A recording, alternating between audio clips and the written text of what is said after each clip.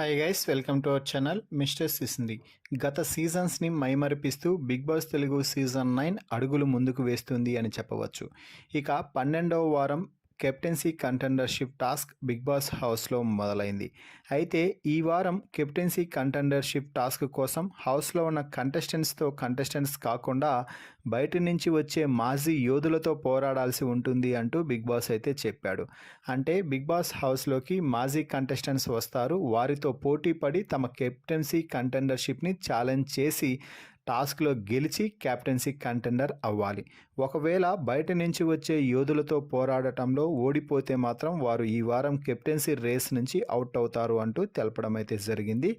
ఇక ఇందులో భాగంగానే బిగ్ బాస్ హౌస్లోకి ప్రిన్స్ యావర్ అయితే అడుగు పెట్టడం జరిగింది. తెలుగు అంతంత మాత్రాన వచ్చినటువంటి Yawar Telugu Bigg Boss season 7లో మాత్రం అదరగొట్టాడనే చెప్పాలి. సో శివన్న ఒక వైపు హెల్ప్ చేస్తూ ఉంటే యావర్ తనదైన గేమ్తో వచ్చి రాని తెలుగుతోనే ఎమోషన్స్ని పండించి అందరినీ ఆకట్టుకున్నాడు, టాప్ 5 వరకు ఉన్నాడు. సో ఇక ఈరోజు ప్రిన్స్ యావర్ బిగ్ బాస్ హౌస్లోకి రాగానే ఒకరిని టాస్క్ కోసం సెలెక్ట్ చేసుకోండి అని బిగ్ బాస్ చెప్పిన వెంటనే ఇమ్మాన్యుయల్ పేరు అయితే చెప్పడం జరిగింది. ఇమ్మాన్యుయల్కి అలాగే యావర్ మధ్య మంచి రిలేషన్ ఉన్న సంగతి కూడా తెలిసిందే. వీరిద్దరూ మంచి ఫ్రెండ్స్గా కొనసాగుతున్నారు.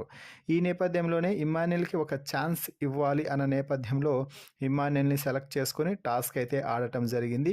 ఈ టాస్క్లో దుమ్ము రేపే పర్ఫార్మెన్స్ ఇద్దరు కూడా ఇచ్చారు. అయితే చివరి క్షణంలో అనూహ్యంగా కొన్ని మలుపులు తీసుకొని ఈ టాస్క్లో ఇమ్మాన్యుయల్ అయితే విజయం సాధించడం జరిగింది.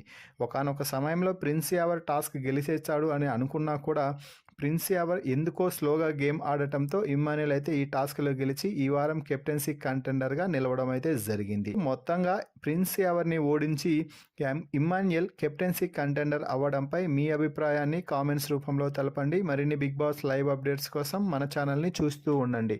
Please subscribe our YouTube channel mister సిసింద్రి.